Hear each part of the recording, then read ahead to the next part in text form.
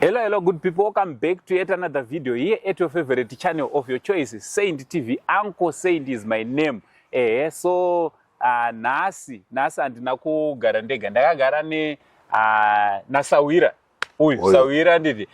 But ari Sawira zvakareka musakangano kuti DJ Sparks ndo zvamai ndo the biggest podcaster in Zimbabwe. Panyaya dzamapodcast aiwa ava ndo vari kutonzi chief anditi.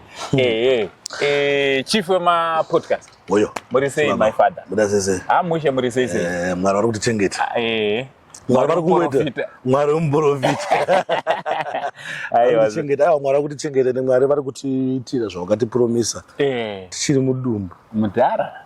Vakatipromisa kuti aiwa no Sparks hausi kuzowa muswe. Uchawa musoro. Uchawa musoro. Sandokwa muri. Ndafanira pamati the biggest podcaster. But manje pane pamazozvinzwa izvezvi. The biggest podcast nasi mangwana ndokusinga.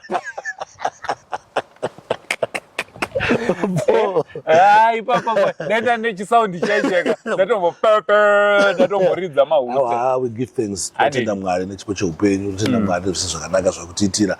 You know, mase wanu ndona ndisiri perfect but Mwari vanongotibatsira vanongotichengetedza. Kunari perfect. Kana iwo maziso acho nawo mamwe acho akatopfeka magirazi nekuti uziya. But tinongotenda Mwari vari kutichengeta vari kutirwira.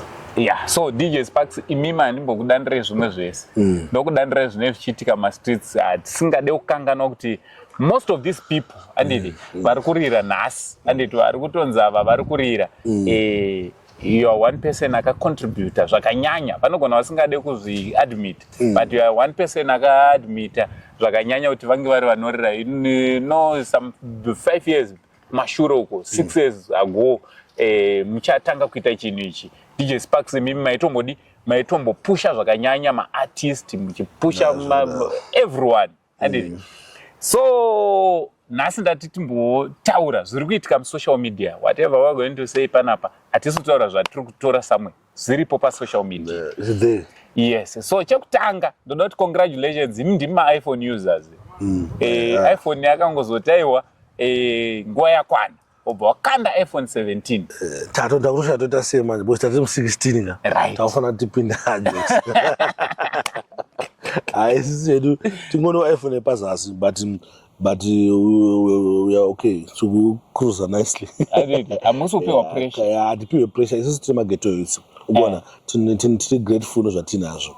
But ngatita sei kuti iPhone kuditsa kwaita pasiripo here panokanywa vana vedu apa vanosikana vasi pamawanira. Ndipapo musana tikona chi isusu temageto yitsi atirarame life ikuiswa pressure but I know kuti kune vamwe vanhu vanorarama life ikuiswa pressure nevanhu ende vanewo vato pamawani because kubva izvezvi zvandika kusvika patobata December pane vana iPhone 17 vanenge varipo pane vanhu vachaita madecision asiri right vachararana nababa wavo age yana baba wavo nekuda kwema17 baba wavo kuna vanhu vakawanda vachaita mamwe zvimwe zvekuti takazvinzwa tinoshokeka tinozviita content just because of iPhone 17 saka zviriko zvakagara zviripo kubva paiPhone 12 kuna vamwe vaitonzwaro 15 16 17 zvingofamba zvakadaro pana waitongoita se waitongonzwaro saka right saka uona angoseni tine zvimwe zvinhu tinowana chatobata zvirwere kuburikidza ne17 iyoyi 17 yadai kubuda ine kala yakasiyana nedzimwe iyoyi saka zvinhu zvagara zviri kwazvo it's not like zvinhu zvinyowana because kuna vamwe vakarasikirwa neupenyu nekuda kweiPhone 12 kuna vamwe vakarasikirwa vakabata nhumbu vane vana kuda kweiPhone 12 chaichayo iyo zvitapa 17 saka vanasikana anofanira kuziva kuti no kuchatobuda 18 kuchabuda 19 kune 25 cool it down ungo trust process ndo zviriko zvinoitika zvinowanika hapana zviriko iPhone indizori pa 14 Pro Max ndikutosvika kuchiritori kumashure chaiko saka ngawasapiwe pressure afambe lolo wakangotedzera manotsi edu saka vanofamba lolo wozigati vamwe vapa 17 indichiti pa 14 ndikufamba lolo nelevel rangu richikwira Mwari vachitiitira zvakanaka tichatosvikawo pekuti saka ndizvo zvozvo vane mari vanoafoda ngavapinze masini but vasina ngavatsapiwe pressure. Aiwa ipapo tati tigare tapataura because mastreets inyakanyaka kutaura kuna umwe munhu ari kutotadza kutourirana namadhamu nekuda kwenye foni iyoyi. Yeah. Kune umwe achatotadza kuti achatobuda murelationship nekuda kwefoni iyoyi. Saka vanhu ngave careful. Ini ndotofunga kuti iri spiritual foni iyoyi. Foni hazvinhu zvacho hapana kuti ndisi spiritual, zvizhinji zviri spiritual. Live in life iratorarama iri spiritual, everything zviri spiritual, but vanofanira kuunderstanda time and season. Time iyi kundibvumidza here kuti ndiite zvinhu izvi, season ino ndokwanisa here kunditenga zvinhu zvikanzi pakaipa womirira time and season inokwanisa kuti uite se uite zvinhu zvazvozvo. And time kana yakwana zvinhu zvinogona kuspeeda. Unoziva kuti inini ndakatanga neiPhone, I think kwakatova neiPhone 13. Time yacho kwakwa ne12. But patime yeiPhone 12 pepe ini ndakatanga ne6 plus. Chichizwa chi6 plus changa chiri chihombe chine kadiki kakamera kadiki. Aina ndozvino zvemaiPhone ndaishandisa Samsung base up. Ndakatozopindawo muiPhone memanje ndichitenga 13 Pro Max. Saka unoona kuti ndokwandakatangire iko kwadi. Ndobva ndatrusted the process. Masino achidaira ndo ndazoenda pa11. Apa kwakwa neiPhone 14 I think. Ndichizobva mu11 ndo ndatiwo mu13. Unoona zvichidaro zvifamba. Kusvika patave nhasi papa pama17 pachona aiwa takupakwanisa. Makasimba. Haisi tombopusha hedu tiri kufara zvangu aiwa isusu patiri papo pari muri angu nyika kama. So iyi yemaiPhone ndofunga mainzi right. Saka DJ Sparks pane imwe nyaya futi iri kutenderera mastreets esocial media of recent seweek now. He gifted Prophet Hubert Angel anditi nemotikari ivo nemudzimai wavo naSiya mwana wamukomana muhombe uyo anditi vakabva ipapo futi obva vanopa Apostle Rodney Chipoera obva vanovapawo futi birthday present anditi vadaro obva vakazovhizita kuchechi kwavo. Seweek now vakaonekwa vari kuchechi kwa Apostle Rodney. Then he went ahead and he gifted 20 ushers. Dara tiri kuti munhu akangoenda kuchechi asina urongo hwekunogifta anyone, but vakazopesa vati ndinoda 20 maushers vari kukumbirana madhora ekombi ndoda kungonovatengera maakwa. Mari yaSeweek now chaiti ichiri necriteria here kuti ringopiwa vanhu vemusangano weZANU-PF kana kuti ari kungoita yaanoda mfeso? No, ini ndinoona ndakaita Seweek now ndichiwastada zvangu mamovements avo nemaitiro anoita. Ari kupiwa, it's not like anenge aine zvaanyanyoita stereki kuti ape zvafane Grace. Unoona pachinzi chaenda kudenga nenyasha neGrace nechiri. It means isusu kam hapana zvakanyanya zvatokwanisa kuita. Tichangonzwirwa nyasha ubata message zvangofana nemadhira aya. So but obviously panewo zvinogona obviously pane panozonzi gamuchira Jesu kuti uzoite sese uzokwanisa kuwanzwa nyasha nekuti zvadikwa. So ndo pana wamwe vari kuzongoitawo tumwewo tunhuwo like kuzosupporta president kuzoona paposition nekulingana vanhu chaivo chaivo kuti uzopiwewo. Pane zvinhu zvanozoitawo sevanhu, but nyaya hombe ine ndeyekuti Seweek now vari kupa munhu waanoda. Seweek now mari yavo haisi kupera anytime soon because mamwe masini ari kupiwa vanhu anodhura king zvekuti mahwanza vafana chitarisa nyaya yaProphet Hubert Angel. Prophet Hubert Angel wakapiwa Rolls Royce inodhura.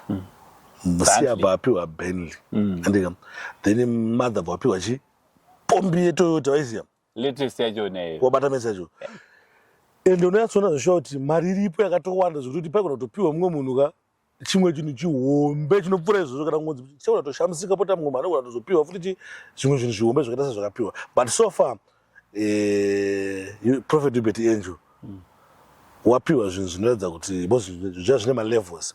Ukaona mota unopiwa kanyika unoenda nemalevels ako unenge uri.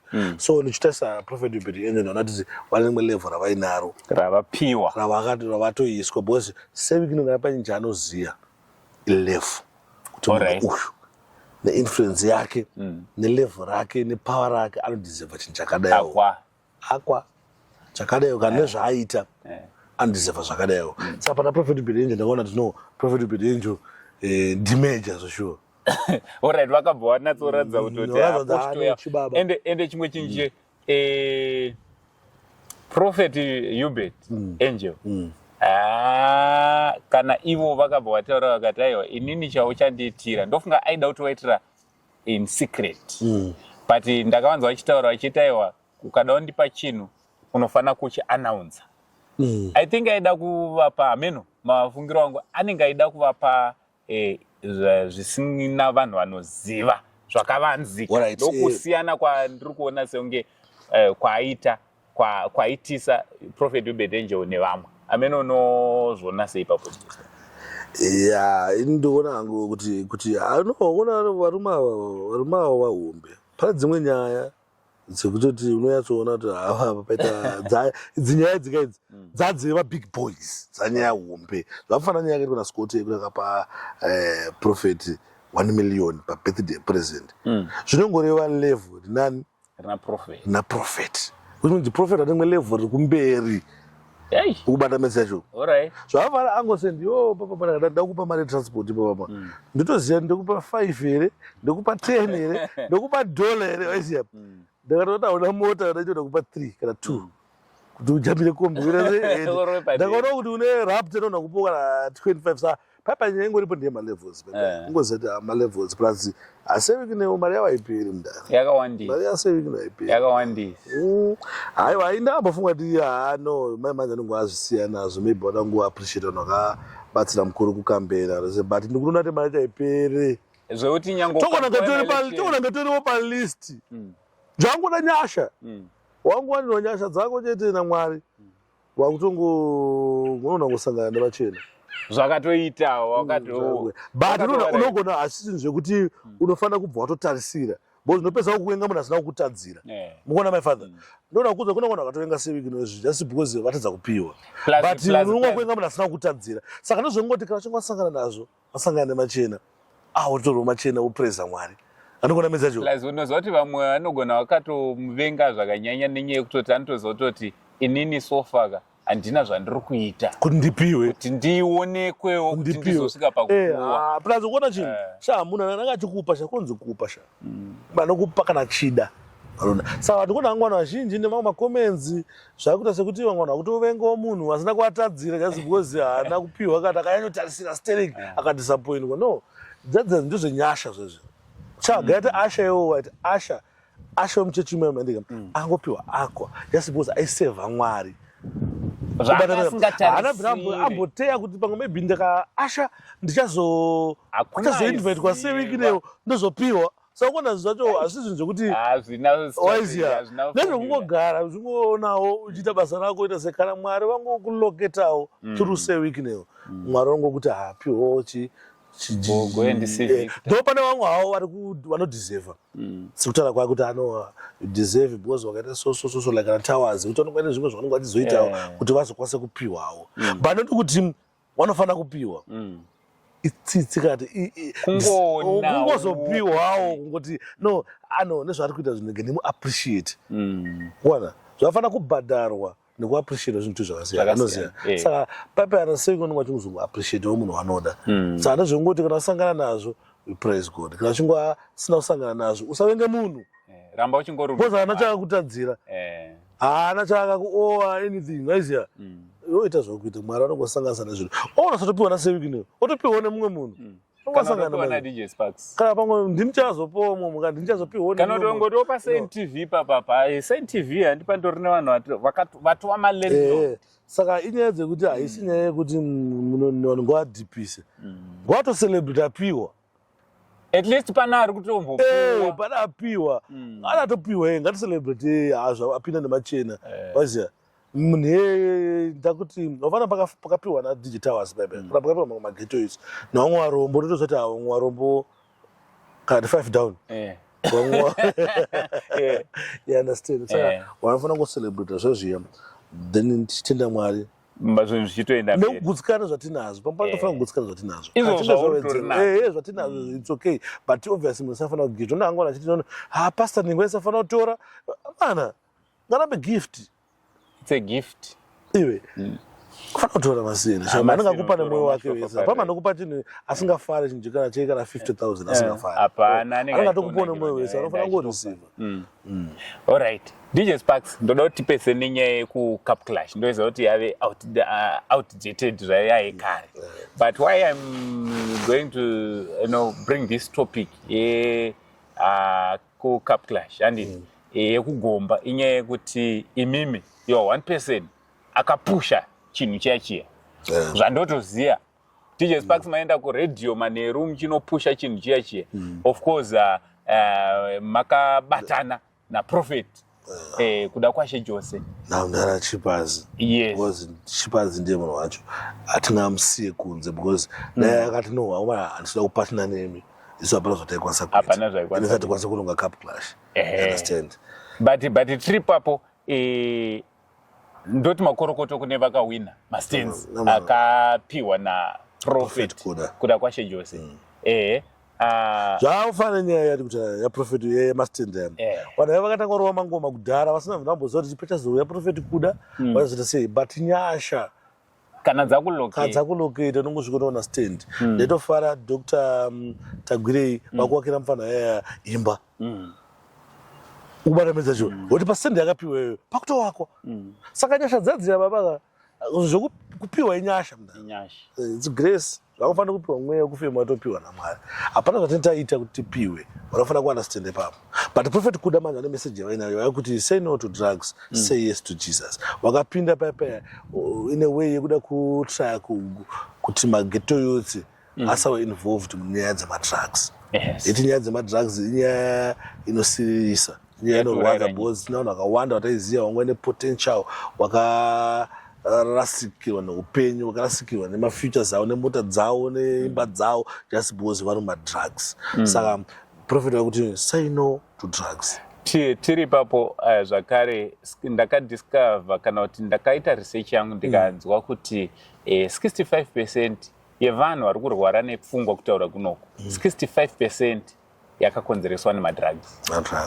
Sandokuipa kwakaita madrugs kuti 65% yevanhu vari kurwara nepfungwa kutaura kuno kuMzimbabwe vanhu vanofanira vasingarware nepfungwa. You see, so it's painful. Chinorwadza. So madrugs. Madrugs, please don't start. Don't zvinhu because there's a beast called addiction. Muzvinhu so that beast lori arikusiye zvinongo zvatanga. Ine vachongwa addiction.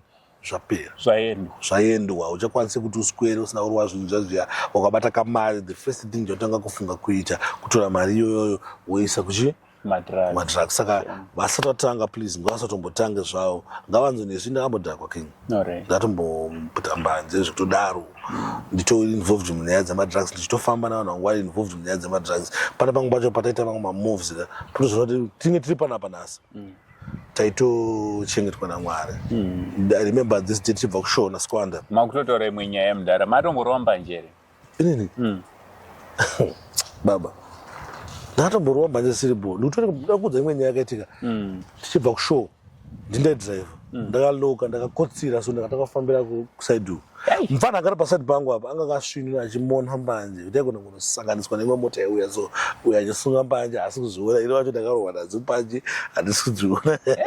Saka sometimes ukuona tichiona nyasha paupenyu hwedu tichiona because pane zvinhu zvataiti katoparadzwa nawo madrugs.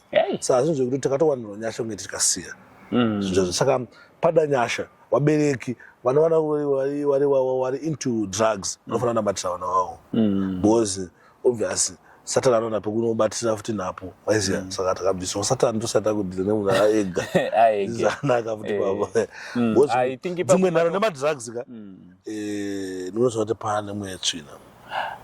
Ipapo matotaura topic yandichatozombotaura most of the times nyaya yemadrugs kana usina munhu ari padhuze ari kuzviita kana kuti akambozviita hauzvinzwisise. I'm so happy because pakaitwa review yeCup Clash naProphet kuda kwashe Jose paiongororwa what happened chichichi nedonzvo Oscar Pambuka was there. And anezwira ndakabata akataura akati zvoni musatsvage mafly by night vanhu vanozviti ivo vakamboita zvemadrugs. Tsvagai vanhu vakatomboita zvemadrugs vakaita sesu, achizvitaura iye kuti vakaita seni. I know how bad it is kunge uri unoita zvemadrugs. Pamunenge muchitsvaga vanhu panoitwa macampaigns, panoitwa pamunoda mabrand ambassadors ekurwisa muka kana kuti beast yamambotaura inonzi addiction kumadrugs. Pana vanhu vakambozviita vakanga vamboinayo addiction yacho vakazokwanisa kuzota kufighta that addiction. Saka ma1 saka chinhu chiya imi makatarisa King, takaona mayouth maghetto ita akawanda vanhu vakuru nevadiki, thousands and thousands vakauya pagomba paipai. Ende pagomba paipai takazoona vamwe the likes of Anakona Ngale vakauya nevamwe vakanga varipo nekubatwa tana rafu kwakanga kwakuzochema vanhu including Silent Killer. King makazvitarisa imi mandate DJ Sparks manga muri mugame iri for quite a long time. Is it wise for someone atogadzira zita rake kare kuti anga anoenda kuCup Clash? Very wise. All right. Because culture ikai aisiya takatanga muno muZimbabwe. Culture iri kuJamaica. All right. Saka takaitora kuJamaica masting anongoitwa. Individual ndakati amangosazvifollow but there's a masting it was 31 December every year kuJamaica it was sting. Maartist achiclash. Ana Ninja Man tataka kwaziya kudhara but waitopinda maclash. Wana Binman waitova nembiri asi vaipinda maclash. But maclash haadi kupindwa nemoyo. All right. Because it's a lyrical war. Okay. Wangona. Haisiye kuzoti takutaka kutemana nemabhodhoro takutaka kuita sei. Those zvinomboitika even kuJamaica kwacho. But munofanira kuunderstand kuti chinja tikuita ichi. Mukabva imimi kumba mune pfungwa yepeace andikuona. Makasangana zvamasangana nazvo kubvisa papeace yamabva nayo. At least the way amunoendla nayo kana machances ekuti muite hondo mabva mine pfungwa yepeace inenge ari mashoma. So vanhu vanofanira kuenda kumaclash aya vaitisa pfungwa yekuti tichanosapota chano. Tichanokuta sese paine pure heart. All right. Pane whatever zvotichida tese kuita kwekweyo. Saka hatisi kuti ngatimirei, ngatizviitei. Kovhwa number 2 sabotage yagara iriko. But sabotage aimise tarenda. All right. Oda sabotage kwanhasi but azvimise chi talent. Andika. Kovhwa kuti imimi sevanhu vakangwa mafuta kuti sabotage iriko toona kusangana sabotage but isi sabotage tichaita sei. Takaenda sabotage. So paipai chakangoitika ndikuti Anakona Ngale inini from my own point of view ndichiona ndipaseri pestage paipai I don't believe in nyaya dzekuti pakasabotage kwamunhu fandana akazviita sese I don't believe all that nonsense. All right. Ubata message musuya yanga ngori bad day for Kona Ngale. All right. Bad day for Silent Killer. All right. Tanota zvechokwadi chaizvo zvekuti ndakaona inini munhu anga asipo ndakona funga kuti pasabotage kwa poita sese but munhu anga ari paground akaona paipai anga aripo anonyatsoona kuti panga pasina sabotage. All right. Pambasina sabotage yakangove kumbodaro but mafans ndiwo aito sabotage kana kuri sabotage yaitoitwa nemafans yeti mutemo mangoma aya nemarules marules ekuyo kaka ndeyekuti zvinongo zvangotaurwa nemafans ndizvo zvatinoita. Mafans akati muri kuimba unongoimba kana usaimbe auimbe. Nyaya yekubhabhaiswa kuti aziva kuimba inotanga Anakona Ngale pane maupcoming artist akawanda akauya akabhabhaiswa akamusatoimbe shamwari. Asati atomboimba. Ndo marules ekugomba. Ubata message. Ende ma-MC anenge ariko anotaura kuti guys musakande zvinhu kana musingade munhu zvingomuvevhai. Then mafans obva atora that character that stance waiziya obva atanga kuita izvozvozvo. Ubata message kuti isusu pana zvatikuita patofana kudayo. Saka wangobhabhaisa musiyaya Kona Ngale akangoya akangori bidei for Kona Ngale. Akangosvika afana Silent Killer akangosvika obva zvangonzwaro. Ubata message because hunhu hwakaitwa paipai hwakabva kuma 2010 2003 kwengoitwa maCup Clash ekungoti vanogona kuramba vanojaja zvo vanonge vachifunga zvakabva kudhara. Isu tari for Kona Ngale mapindiro akaita achidonzwa aya ndo mapindiro akaita Mbida last time achidonzwa patodonzwa munhu paipai. Blot akahwina Clash andika according to zvatakaona but akapinda futi achidonzwa.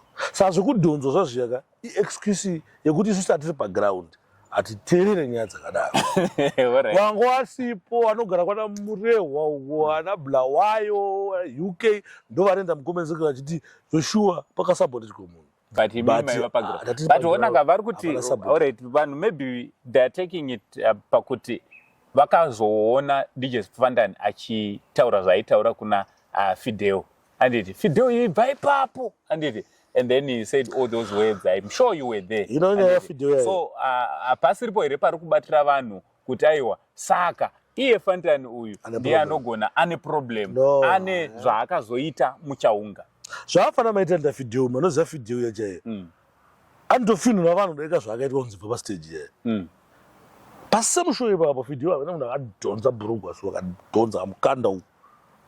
Hapana ilighters yaya hapana zvakaitwa Fidel angodzingwa pastage because akanodzora volume. Fana nanga baiza nga player song munhu akuzo perform ipapo akuzo clash. Vadzora volume. But Fidel aitwa right pakutodzora volume. Anga right pakutodzora volume. But auite right auzodzora volume munhu ari pa stage achira zvakuita yo manje mavati. Oze ovona zvotodzora. Obviously anoita some type of way waiziya. Boss iwe ungati leo ndikuita chinjango nyango ndaita mistake. Umata mezacho. Zvafana tiri panapa isusu. Tikuita panapa. Tsoda ngati zvongo mane ngataita. But pakazoya mwana vada kuti kana dada kuti bvisira kamera iyi. Tsoda kuti ukubvisira ko kamera waiziya.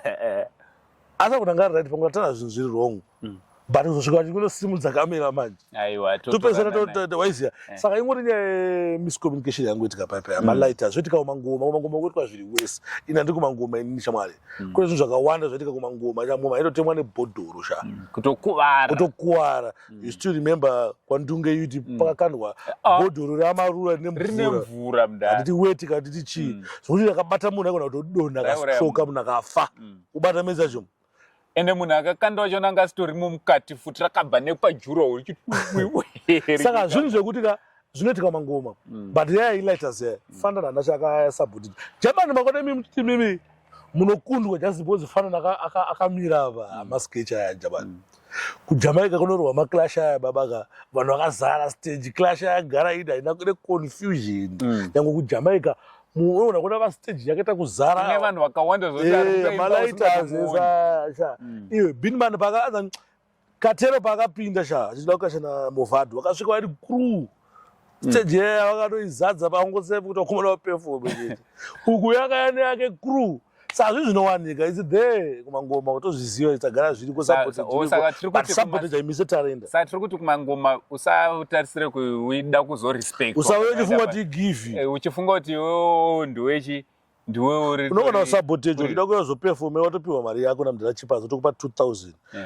mudhara chipa sangasipuka kumangoma unosvika pastage paine vamwe vanhu varipo vari kutone mumwe muitiro wavanotoita ugototadza kutoipaimba wakabhadharo ndo level rotika kusiti ngoma kwaseya nekuAlex Sports Club nemamwe mashows anenge achiitwa maDuke Slayer zvakarongeka zvakaita sei kuyangu yakonzi kudare remageto youths kune zveko tichipedzisa right tiri kubva watotaura imwe nyaya yandakanganwa nyaya yemaDuke Slayer ari kuwanda ende zviri kuratidza kuti zvoni kuDuke Slayer kuri kuendwa nevakadzi vakawandisa ndo in fact it's one of the biggest shows iri muZimbabwe currently ende tiri kuona kuti maDuke Slayer achona akuwanda kune yakatanga kwane zvimwe zvimamainini Duke Slayer ndozvoita vaZimbabweans nyange takatanga zvihuta tese tinozviita zvihuta takaita seplus kubva life in general ufanira zvisina competition zvavafanira kuita podcast ndindega kati ola ngoita podcast rega ndinje ngoita egari ega azvibude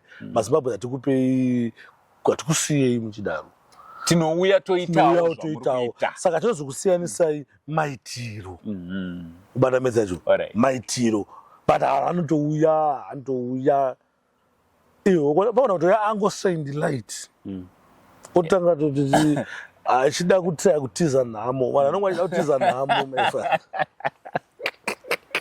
vanonge kutiza nhamo saka munhu akutiza nhamo manje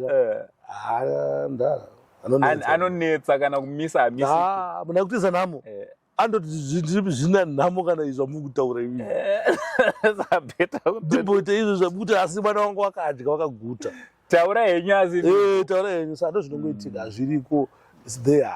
It's not something you think about to shamsika nazo vanongotangidza. DJ Sparks. Tiri kuona kuti kwane maDuke Slay light sezvawataura nditi.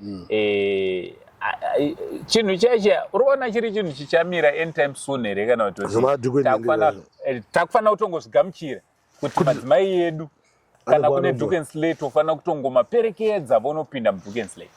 Ini ndinongoda kuti vanhu vazive kuti iya wisdom yandakuda kuti ndishare navanhu mhuri yeZimbabwe. Alright. Unoziva zvinhu zvinoitika kana kuchechi autana nekuchechi ndozvidzoka paDuke Slay. Ukanzwa chinzi vana vekuroma kana vana vekukati kuchechi yakati kuZayoja vana vekuchechi yakadai vati musikanzwa. Wanotanga waenda kuchechi. Alright. Wosvika wonamata wopedza wobuda panobonoona watutu but usafunga kuti havaende kuchechi. Watanga waenda kuchechi woita zvikudiwa kuchechi wopedza pakubuda paipa wozoita tutu wakuperekedzana kuti sei dzichinodyiwa dzita sei. Ndo zvinhu zvinoitika kuDuke and Slay. Saka magangsters angu ngaasavarairwe achiti handizvakadza kuita sei.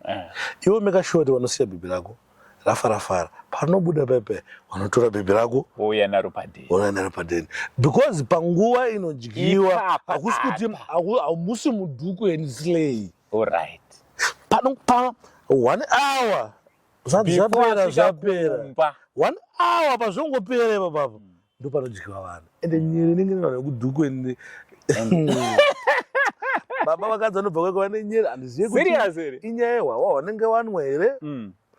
Chiku unongofonera uchinzi ndeSparks kuti sei uri kupi kuapa apapa ndikuumba ini apa ndingopa example. Ndoita example unongofonera unzi mafesi akawanda ukachinji andakatara nawo ini nekuti aizongofonerwa kana nemumwe ex wake achibva kuDuke and Slay.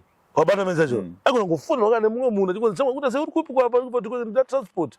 Alright, iwewe muzoDuke and Slay andikuona ukati nguva yaanopedza wobva wapfuura nekokunzi une mota yako zvako unongo chikonzi yes baby kupinda mtown here chitoinyarara nyaya iyo. Yes kuita sei kupinda mtown here okuita sei kuona. Saka vanhu ngavazive kuti panopera anopera ayo ndo nguva dzinodyiwa nekuti dzita sei dzotozosvika kudzabo zosvika dzabo. Saka ngave careful even kumachechi panenge dzikuita musangano kumachechi kumayouth chichipepe ngavasafunga kuti mayouth haatoitwe anotoitwa but panguva yanonzi tashaya grace bye ibva ipapo kusvika hour pane zvakawanda zvinogona kuitika. Saka kana ari mwana wenyu wamaendesa kumusangano wechechi mumirirei paanoburuka bhazi rekubva kumusangano mumutakura kana mobva matomutambira moenda naye kumba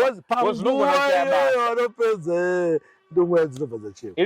Indaimboenda kumusangano kune imwe chechi yandisingatauri handiti musangano wetu wakunopera waitoona maprotector plus akatozara aripo panze pamusangano ichi wechechi. Vamwe vanogona kutonyora comment section kuti ndedzipi chechi dzakada kudaro. Vanenge vauesi wavo vanenge vauesi but ndoziva ini kuti panongonzi apa bye pane dzakawanda dzino. Alright, DJ Sparks kanhasi rega timirire panapa nyaya dzachona dzakawanda. Thank you very much nekunge muri guest wangu nhasi handiti. Thank you so much. Ndawanirwa nyasha kunge ndakagara. Hatisi tawanirwa nyasha kuti tiende paplatform yenyu hombe yakakura kudaro. No, isu tawanirwa nyasha kuti zita guru tinge tinaro. Ukona chichiitika chii? Bana, vanoda kungoda makaipa mudhara. Ndikunyeperei. Zvesara yenyu. Makaipa. Inzwa ini ndikamudhara ini ndakatambudzika kusvika 400,000. Imune 400,000 something followers. So I respect you zvekudaro. Pane zvinenge zvichiitika isi tiri kutotambura kuti tipindewo ku200 and something mu200 chemu 1000 subscribers imufacebook mweziva neyoutube youtube ma1 kuti azobaya subscribe bozi waibozi vanokwanisa kungosvika utongoona zvinhu zvako asina kusubscribe ndokuoma kwaita youtube but makaipa ndinyepa. Aiwa tinotenda. So guys, don't forget kuenda kuno subscribe on DJ Sparks ZW and DJ Sparks ZW pa YouTube channel yao. Also, let's follow DJ Sparks ZW on his Facebook, TikTok, kwese maplatforms awo ese tinonoonawo zvimwe zvakasiyana nezvatinoona futi paSaint TV ikoko. Unogona kubatsirika ne1 or 2 things. So DJ, thank you so much. My father. My father. From Uncle Saint, DJ Sparks, for now, it's much love and God bless.